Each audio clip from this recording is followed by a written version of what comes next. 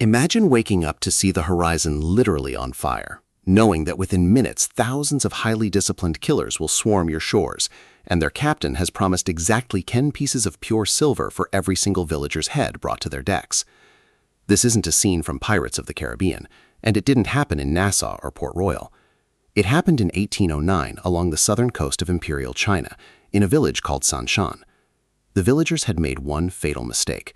They refused to pay protection money to a massive corporate syndicate ruling the waves. They tried to fight back. They built walls, they armed every man from 16 to 60, but everything that could go wrong went wrong. Their only iron cannon literally exploded in their faces. Their leader was stabbed in the back, and for 3 straight days the village became a slaughterhouse. When the attackers finally sailed away, they left 80 severed heads hanging from a banyan tree as a silent warning to anyone else who dared to defy the true ruler of the South China Sea. And here is the absolute kicker that blew my mind when I first dug into this history. Who do you think was running this terrifying, ultra-precise naval empire? Was it a ruthless rogue naval admiral? A seasoned Western conqueror? No, it was a former sex worker from the floating brothels of Guangzhou. A woman who rose from the absolute bottom of human society to command a fleet that literally dwarfed the Spanish Armada, outgunned the British Royal Navy in Asia, and forced the wealthiest empire on earth to its knees. Her name was Zheng Yi Sao, and she is hands down the most successful, most powerful pirate in human history. Blackbeard? He had 4 ships and maybe 300 drunk guys on his best day. This woman commanded 70,000 pirates and 1,800 warships. Look, if your mind is already slightly blown by that scale, do me a massive favor before we dive into the deep water. Smash that like button, subscribe to the channel, and drop a 100 in the comments right now if you think this woman's story deserves a multi-million-dollar Hollywood trilogy. Trust me, you want to bookmark this video because the algorithmic gods love high-retention history, and what we are about to break down today is a masterclass in how an oppressed, forgotten group of people built a parallel shadow state right under the nose of an emperor. Let's get into it. To understand how a woman from a floating brothel could build a literal navy, we first have to understand the massive historical paradox that was China around the year 1800. If you asked any Western merchant arriving in Asia at the time what the most powerful nation on earth was, they wouldn't say Great Britain or Napoleonic France. They would say China. Under the Qing Dynasty, China was an absolute economic juggernaut. It governed between 300 and 400 million people, literally 1/3 of the entire human population on the planet.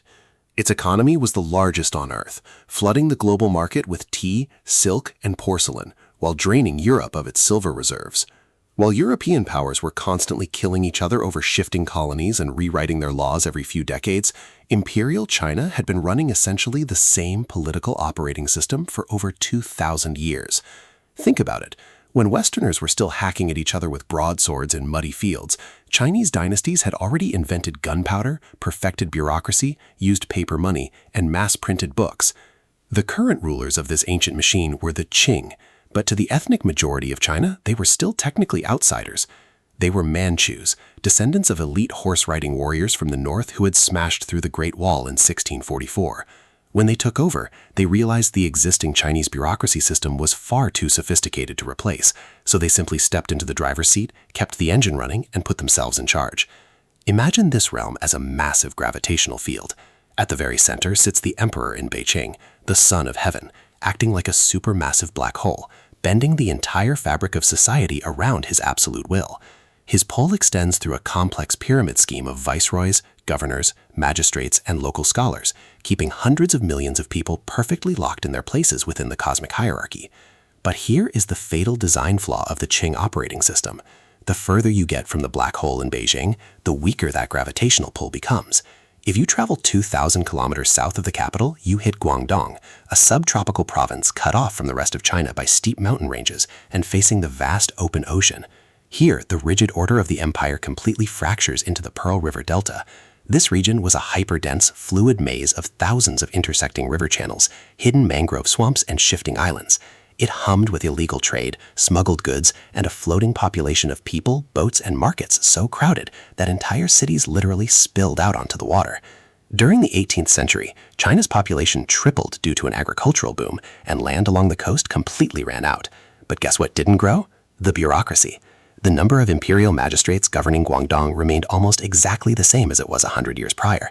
The government's grip was slipping, corruption was rotting the local courts from the inside out, and the first people to fall through the cracks were those who were already living right on the knife's edge of survival. Enter the world of the Tanka people, or the boat families. For centuries, these people were the ghosts of the southern coast. They lived out their entire lives from birth to death on wooden junks patched together with tar, old cloth, and desperation. A typical Tanka home was just a few meters of creaking planks in a floating slum of thousands of boats, complete with their own floating kitchens, floating marketplaces, and even floating temples. Some families would go years without ever setting foot on dry land. And why didn't they touch land? Because the land elite despised them. Under Qing law, the Tanka were officially classified as jianmen, which literally translates to mean people or the impure. They occupied the same social scum tier as actors, gamblers, and prostitutes. They were legally forbidden from buying land on shore. They were barred from taking the prestigious imperial exams to improve their lives, and they were strictly prohibited from marrying anyone from the shore families. On dry land, Chinese women were having their feet brutally crushed into tiny lotus buds to attract wealthy husbands and show they didn't need to work. But a Tanka girl? She had to grow up barefoot, agile, and tough, hopping from plank to plank across moving boats in the middle of tropical storms. While wealthy boys on shore spent decades memorizing ancient Confucian texts to become imperial officials, Tanka children were learning how to read the tides, patch a sail, and survive when the monsoon winds turned violent. For the Tanka, fishing only worked for half the year. When the nets came up empty and starvation set in, they had to adapt. They began hauling illegal cargo, ferrying suspicious passengers through the delta's hidden channels, and smuggling black market salt or rice. Slowly, the line between a poor fisherman and a part-time pirate became entirely blurred. Piracy wasn't an ideological choice, it was simply seasonal employment. Somewhere in this drifting, lawless waterworld, in the year 1775, a girl was born. No official scribe recorded her birth name, and nobody paid any attention to another mouth to feed on a crowded boat. But within a few decades, her name would make the governors of southern China wake up in a cold sweat. As she grew older, facing the brutal reality of poverty on the water, she found work on a flower boat. Now don't let the poetic name fool you. Flower boats were floating, multi-tiered brothels that anchored near the bustling ports of Guangzhou. They served a diverse, rough clientele of local sailors, foreign merchants, and heavily armed criminals. Working on these boats was dangerous, but it was also the ultimate intelligence network. Sitting in those dimly lit wooden cabins, listening to drunk men boast, this young woman learned exactly how the underground economy of the South China Sea operated. She learned who was bribing which imperial magistrate, which merchant routes were carrying the most silver, and most importantly, she noticed a massive geopolitical shift happening right under everyone's noses. Lately, more and more pirates were showing up to the flower boats not with cheap rusty knives, but with serious silver and military-grade weapons coming out of Vietnam. For years, a massive civil war called the Tai Son Rebellion had been tearing Vietnam apart. The rebel leaders there had realized that Chinese pirates made incredible naval mercenaries, so they handed out massive warships, heavy European cannons, and official military ranks to Chinese pirate captains, sending them to raid the Qing coast and split the profits. But by 1801, that Vietnamese rebellion collapsed. Suddenly, thousands of battle-hardened, heavily armed Chinese pirate veterans were returning home to the Pearl River Delta. They were highly trained, they possessed military-grade firepower, and they were completely unemployed. One night in 1801, a notorious pirate commander named Zheng Yi stepped aboard her flower boat. He wasn't just an ordinary thug, he came from a legendary lineage of sea captains and commanded a formidable fleet of his own. He looked at this brilliant, sharp-witted young woman and saw something far more valuable than a companion. He saw a strategic mind that matched his own. The historical records get a bit vague on the exact terms of their arrangement, but within months, she left the flower boat to become his wife. From that moment on, history would know her simply as Zheng Yi Sao, literally the wife of Zheng Yi. And together, they were about to execute the corporate merger of the century. Zheng Yi Sao entered the criminal underworld at the absolute perfect psychological moment. With thousands of heavily armed veterans flooding back from the Vietnamese Civil War, the waters of Guangdong were swarming with more pirates than anyone had ever seen in living memory. At the same time, the Pearl River Delta had evolved into one of the most lucrative trade corridors on the face of the earth. The Qing government had established the Canton system, which legally mandated that Guangzhou was the only port in the entire empire where foreign nations were allowed to trade. This meant that every single piece of British silver, every ounce of Indian opium, every crate of Chinese tea, silk, and porcelain had to funnel through one narrow choke point corridor. For a pirate, this wasn't just an open sea, it was an absolute all-you-can-eat buffet of immense wealth. Meanwhile, the Qing Empire was having what you might call a catastrophic century. Inland, they were spending millions of ounces of silver trying to crush bloody agrarian uprisings like the White Lotus Rebellion. On the coast, the navy was an absolute joke. Local naval commanders were so underfunded and corrupt that they regularly took bribes from pirates, stayed safely docked in port during raids, and falsified reports to the emperor, claiming they had destroyed thousands of bandit ships when they hadn't fired a single cannon. By 1805, however, the pirate boom was starting to cannibalize itself. There were so many fleets operating in the Delta that they were fighting each other over prizes more than they were robbing merchants. It was chaos, and chaos is terrible for long-term profit margins. So Zheng Yi and Zheng Yi Sao did what any highly sensible modern criminal mastermind would do. They forced everyone to corporate. Over a series of intense high-stakes summits, they gathered the rival captains and formed the Pirate Confederation. They divided the entire maritime underworld into 6 distinct color-coded fleets, each flying a different flag: red, black, white, green, blue, and yellow. Each fleet was assigned its own territory, its own hunting grounds, and its own share of the loot. Any disputes between captains could no longer be settled with bloodshed. They had to be brought before a central council presided over by Zheng Yi himself, who held supreme command over the largest and most terrifying faction, the Red Flag Fleet. To keep this massive syndicate from turning on itself, the couple ran it using a brilliant mix of mafia-style family ties and corporate aristocracy. Zheng Yi's biological brother was placed in command of elite squadrons. His sister was strategically married off to a powerful pirate ally to lock in a blood pact. Promising young recruits were formally adopted as sons to ensure absolute generational loyalty. And right beside Zheng Yi, acting as the ultimate chief operating officer, was Zheng Yi Sao. While her husband was out on the waves projecting raw physical force, she was back at the base running the numbers, managing the complex web of shifting alliances, and designing a business model that would completely revolutionize organized crime. Together, they realized that actually attacking ships was a high-risk, low-reward way to make money. Why risk damaging a valuable cargo junk or losing men in a gunfight when you can simply monetize fear? The Confederation systematically took over the government's state monopolies. They approached the wealthy salt merchant guilds of Guangdong and offered them a simple deal. Stop paying the corrupt Imperial Navy for convoys that never protect you. Pay us instead. They introduced the Pirate Passport, a physical document stamped with the Red Flag Fleet's official seal. If a merchant ship carried this passport, no pirate ship in the entire Confederation would touch it. It was real, absolute protection. If an independent convoy dared to resist or refuse to pay the fee, the Red Flag Fleet would launch a swift, devastating punitive strike, torching hundreds of government ships and coastal warehouses, just to make it explicitly clear who the real government of the water was. This protection racket became so efficient that even the Western superpowers were feeling the squeeze. The Portuguese in Macau and the British East India Company in Hong Kong watched their massive profit margins evaporate into pirate fees. They desperately wanted to send their heavy European warships to blow the pirates out of the water, but the ultra-paranoid Qing government flatly refused to let foreign gunboats pass through the Tiger's Mouth, the narrow, heavily fortified entrance to the Pearl River. The emperor was far more terrified of a British military footprint on Chinese soil than he was of local pirates ruling the water, which, if you know what happens 30 years later in the Opium Wars, was a completely fair point.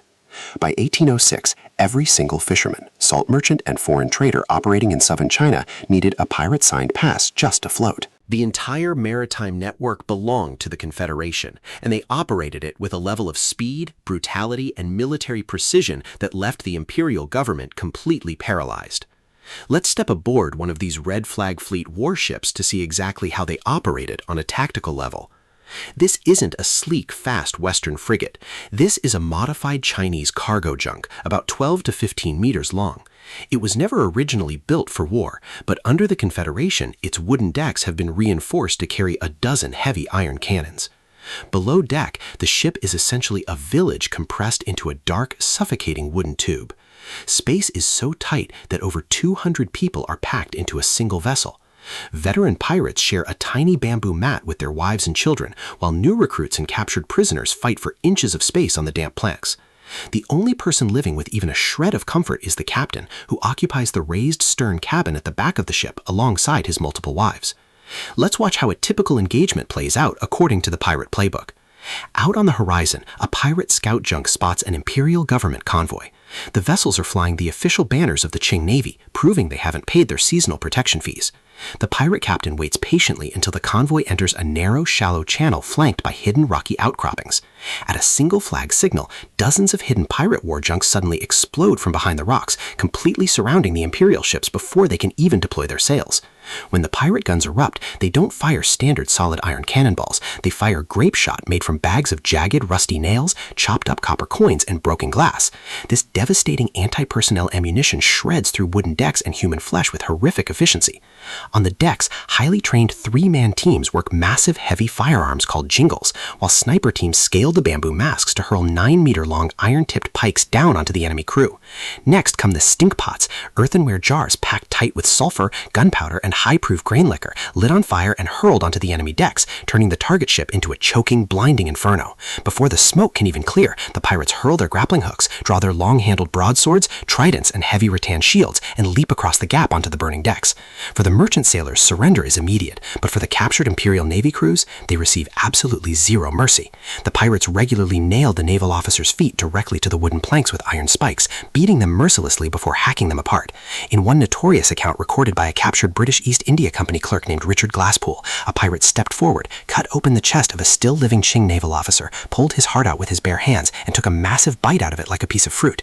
To these men, this wasn't just mindless gore, it was practical battlefield magic. They believed that by consuming the literal heart of a brave enemy, you stole his spiritual courage and added his strength directly to your own.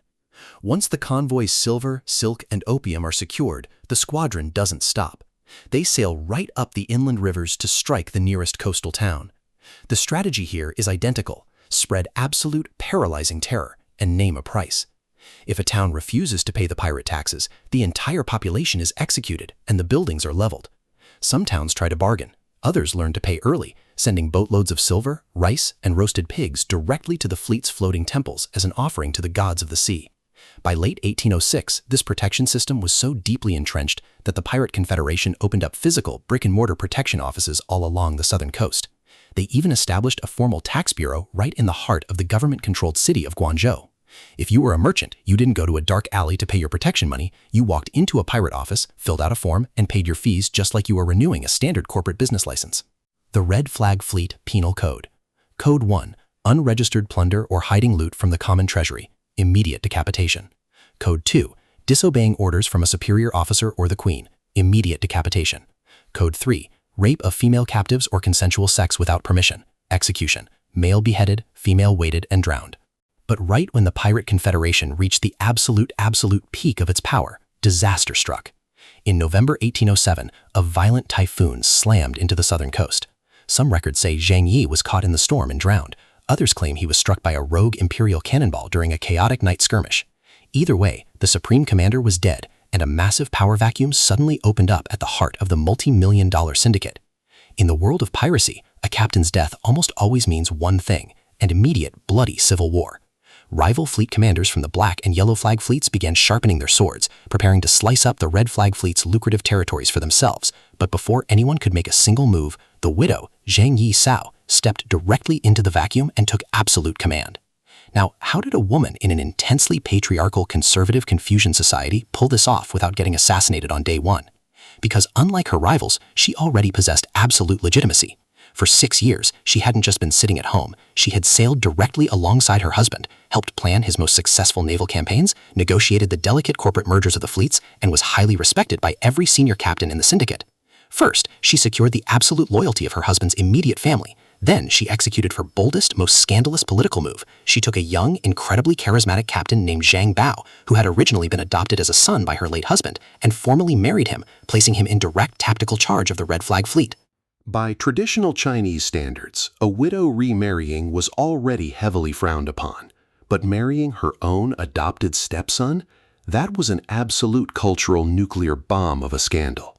But Zheng Yi Sao did not care about Confucian morality. She cared about power. By binding Zhang Bao to her through marriage, she turned her most dangerous potential military rival into her most loyal enforcer, making the chain of command unmistakably, absolutely her own. Her next step was to tighten internal discipline. To turn a loose collection of thieves into an unstoppable military force, she issued a brand new iron-clad pirate penal code. And let me tell you, this code was far more organized and efficient than any law book the Qing Dynasty was running on land. Rule number 1. Every single ounce of plunder had to be registered, logged, and inspected by a central accountant. The original pirates who captured the prize were allowed to keep exactly 20% for themselves. The remaining 80% went directly into a common treasury to fund fleet maintenance, buy ammunition, and support the widows of fallen pirates. If you were caught hiding even a single silver coin from the treasury, immediate decapitation. Rule number 2. Anyone who disobeyed an order from a superior officer or left their post without written permission from Zheng Yi Sao herself, their ears were cut off on the spot and they were paraded through the fleet in chains. A second offense meant immediate beheading. Rule number 3. This is the one that always shocks people. Her laws regarding female captives were astonishingly strict. If a pirate raped a female prisoner, he was immediately executed. If a pirate took a beautiful captive as his wife, the sex had to be entirely consensual, and he was legally required to remain absolutely faithful to her. If he mistreated her or cheated on her, he was executed, and the woman was set free. Zheng Yi Sao ran the entire confederation like a modern battle-hardened CEO with heavy artillery. Nothing moved across the South China Sea without her personal physical signature on the ledger. Injured pirates were provided with state-of-the-art medical care, brave fighters received massive silver bonuses, and the Syndicate's accounting was completely flawless. Under her absolute rule, the Confederation had evolved into a sophisticated parallel shadow state alongside the Qing Empire. At her absolute peak around 1809, Zheng Yi Sao commanded an estimated 70,000 active pirates operating on 1,800 heavily armed warships. To put that into perspective, the Spanish Armada that attempted to invade England had around 130 ships. Blackbeard, who Western history books treat like the ultimate god of piracy, had maybe 4 ships and 300 men. A former sex worker from Guangdong had constructed a floating maritime empire that was entirely outgoverning and outfighting the largest nation on Earth. By late 1809, the emperor in Beijing had finally run completely out of patience. The losses were becoming unmanageable. The governor of Guangdong had just lost his third major naval fleet to the pirates, and multiple imperial admirals had literally committed suicide rather than face the humiliation of reporting another defeat to the throne. The Qing government decided to launch an all-out economic embargo. They ordered a total lockdown of the coast, forced coastal populations to move miles inland, and rerouted the vital state salt shipments entirely over land routes to starve the pirates of revenue and food. But the government completely underestimated who they were dealing with. These fleets weren't filled with foreign invaders. They were filled with local fishermen and peasants who had built their own functional society because the official one had completely abandoned them. When the empire tried to take away their survival, the pirates launched an all-out retaliatory war. Zheng Yi Sao's raiding squadrons poured inland like a devastating flash flood, moving deep into the narrow river networks and agricultural creeks of Guangdong. They overran local military garrisons, looted government granaries, and completely annihilated local militias funded by the wealthy land elite. Zhang Bao's red flag fleet sailed right up to the gates of Guangzhou, blocking all international trade, cutting off river traffic, and sending heavy cannon fire echoing directly into the city walls on a daily basis to extort massive shipments of silver, cattle, and grain. This hit the Qing Dynasty where it hurt most, the treasury. Losing the customs revenue of Guangzhou was like losing the empire's primary credit card. Desperate and entirely out of military options, the proud Middle Kingdom had to do something that absolutely broke their ancient cosmic pride. They turned to the Western barbarians for help. They first approached the British, but they quickly realized they couldn't trust them. The British Royal Navy had recently landed troops in Macau without permission, claiming they were there to protect the region from Napoleon's French forces, but the Qing knew the British were just waiting for a chance to seize Chinese territory. So the government turned to the Portuguese, who had been renting the tiny peninsula of Macau since the 1500s. The Qing offered a mountain of silver to lease a squadron of heavy European-style warships packed with modern artillery to patrol alongside the remaining Imperial war junks. For several weeks, this combined alliance of the Qing Navy and Portuguese warships tried to play a massive game of whack-a-mole with the pirates at the Tiger's Mouth. But Zheng Yi Sao was a master of asymmetric naval warfare. When the heavy Portuguese ships tried to engage, she used the shallow, treacherous sandbars of the delta to her absolute advantage. The deep-draft European warships couldn't follow her into the shallows without running aground. She deployed fleets of fire ships, small, unmanned wooden rafts packed tight with gunpowder, pitch, and dry straw, set on fire and drifted directly into the Allied lines with the turning tide, turning the regular Navy's pride into a series of massive floating bonfires. Realizing they could not defeat her on the water, the Qing government completely switched their strategy in December 1809. They issued an empire-wide decree offering a total, absolute amnesty, lucrative government jobs, and massive silver payouts to any pirate commander who chose to flip and surrender. This was the moment cracks finally began to show in the Syndicate. The commander of the Black Flag Fleet, a man named Guo Podai, had spent years bitterly resenting the meteoric rise of the Red Flag Fleet. He was jealous of Zhang Bao's fame and furious that Zheng Yi Sao had chosen the younger stepson over him to lead the Confederation. When Zhang Bao called for reinforcements during a tense standoff with the Portuguese, Guo Podai flatly refused to send his ships. The two pirate factions turned on each other in a brutal, fratricidal clash. The Black Flag Fleet won, killing over 1,000 Red Flag pirates. Within weeks, Guo Podai sailed his entire fleet directly into an Imperial harbor, surrendering to the government and waving his captured Red Flag trophies like a high-end corporate job application. The governor immediately granted him a prestigious military rank. Seeing other captains beginning to cut their own private deals before the ship sank, Zheng Yi Sao read the room with absolute perfection. She realized that the golden age of the Confederation was closing, and the ultimate goal of an outlaw is not to die in battle, but to get rich and get out. In early 1810, she executed the ultimate checkmate move of her career. She did not send a messenger. She did not send a junior captain. She personally walked right into the government headquarters in Macau, completely unarmed, leading a delegation of several dozen pirate wives and children directly behind her. The Imperial officials were absolutely stunned. Under traditional Qing law, a pirate leader should be immediately subjected to the Ling Chi, death by 1,000 cuts. But Zheng Yi Sao sat down at the negotiation table and laid out her terms from a position of absolute strength. She essentially told the governor, "I still have tens of thousands of armed men outside who will burn this entire province to ashes if I do not walk out of this room. You need this violence to stop, and I am willing to give you your peace for a price." The resulting peace treaty was one of the most astonishing, one-sided capitulations in naval history. The Qing government granted a total, unconditional amnesty to over 17,000 Red Flag pirates. Not only were they allowed to keep every single ounce of their stolen black market silver and property, but Zhang Bao was formally commissioned as a high-ranking naval officer in the Imperial Chinese Navy, given command of his own government fleet to hunt down the remaining pirates who refused to surrender. Furthermore, the government officially legalized their controversial marriage, lifting them both completely out of the untouchable Jianmin caste and placing them squarely into the high elite of shore society. Zheng Yi Sao formally retired from the sea, settling down in Guangzhou where she opened up a highly lucrative elite gambling house and reportedly dabbled in the international opium trade. She outlived her husband by over 2 decades, lived a peaceful, wealthy life, and passed away surrounded by her family in 1844 at the ripe old age of 69. Zheng Yi Sao's life is an unbelievable story of an anti-hero survival, but for the Qing Dynasty, her surrender was the absolute beginning of the end. To save face and stop the bleeding, the richest empire on Earth had to openly admit that its own navy was completely useless.